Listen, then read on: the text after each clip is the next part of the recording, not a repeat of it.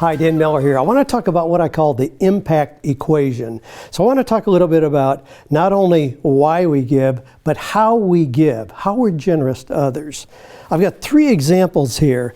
In this one, we can have, as you see, a very, very small cup. So that cup is going to get full really, really quickly. Now there's a whole lot of resources left here, but we aren't tapping into that. This would represent somebody who's working 60 hours a week. You know, they never have quite enough to get by, but there also frequently is a sense of scarcity. There's really not enough. But with a really small cup, then something comes up. Gee, the car needs a new transmission, one of the kids needs to go to the dentist. And even if you decide we want to really help somebody out, you know, there's that school in Haiti, we want to help them, but the cup gets depleted really, really quickly. There's just not enough there. Lots of resources, but we haven't really tapped into that. Now, on the other hand, over here, we've got kind of the antithesis of that. We've got a really big cup. So this is my cup here. Now, I know there are resources out there, and by golly, I'm going to take advantage of those resources.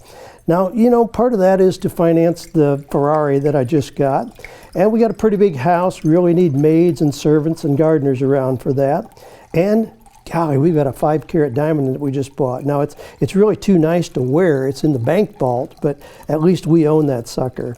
There's often the kind of sense that I just want to get enough in this thing. When I get enough in here, I'm going to be able to retire and just unplug from doing anything productive. I don't really care about, you know, helping other people. It's hard for me to just get what I need here.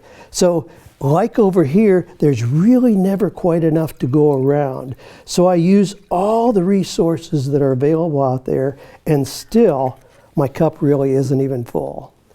Now, obviously, this is like the 3 bears, perhaps, but there is an option to that.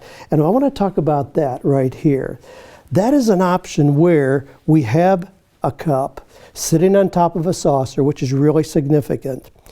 The idea here is that I'm going to fill my own cup, but I know that the resources are such that I'm going to have an abundance to share with other people as well.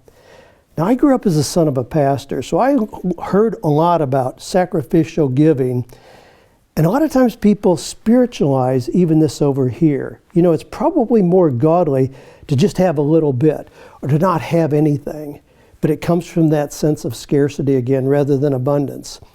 If I have a sandwich and I see somebody who's hungry and I give them my sandwich, we would think that would be a real humanitarian, caring, godly kind of thing to do. What if I see another person the next day, and then I see somebody at dinner time and I give them my dinner and my breakfast as well? Well, as godly as that sounds, ultimately, I'm going to deplete myself and die. I mean, even on an airplane, the first thing they tell you if something goes wrong, grab the oxygen mask, put it on yourself, even before you take care of those who are with you or even your own children. The principle is we have to have our own cup full to serve well. This comes really from the service called the Havdalah at the evening of the Sabbath in the Jewish ceremony, where they have a cup like this. They gently pour the wine into that, symbolically saying, we're going to go out in the week, we're going to do what we do with such excellence, that we're going to do work that's productive, fulfilling, meaningful, engage with other people in the community, and we're going to have all the resources that we need for our family. But you know what? We're going to continue. We're not going to stop when our own cup is full. We want an abundance by which we can serve other people. And you'll notice the abundance is not just going out indiscriminately out on the ground, it's captured in a reservoir. So then, we have this reservoir. Our cup is full, the reservoir is full. We can then share family meals with other people. We can see somebody who needs a car and give them a car or help pay the rent. Or we can help with that school in Haiti if we want to.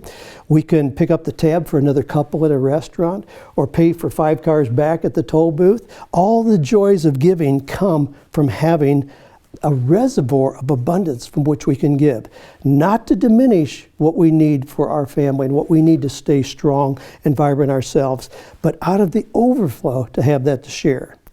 Now, the point with this, and the question you have to ask yourself is, how big is your cup?